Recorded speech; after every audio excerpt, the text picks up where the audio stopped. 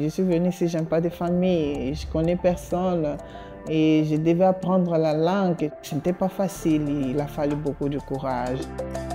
Подпомагайки лицата, които търсят закрила, по една или друга причина са избягали от техните страни на произход и не могат да се върнат там, ние подпомагаме и собственото си общество.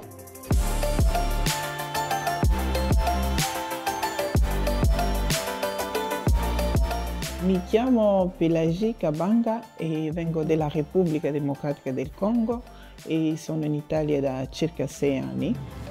Sto lavorando come operatore sociosanitaria. Ciao Тодор! Здравей, Пелажи! Аз съм адвокат Тодор Илиев от България, един от адвокатите в екипа на Център за правна помощ Глас България. C'est pas facile de trouver du travail, surtout que tu es étrangère et il faut que tu t'adaptes. Цялостната ни работа е свързана с съдействие на бежанци и мигранти. Голяма част от тях бягат заради непосредствен риск за живота им.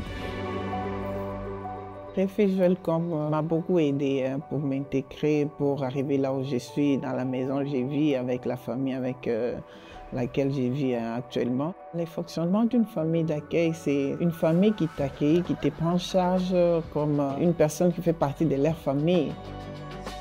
Бежанците, мигрантите, търсещите закрила, получават действително съдействие в различни насоки от множество главно неправителствени организации, в това число медицинска помощ, в това число психологическа, социална помощ, курсове езикови.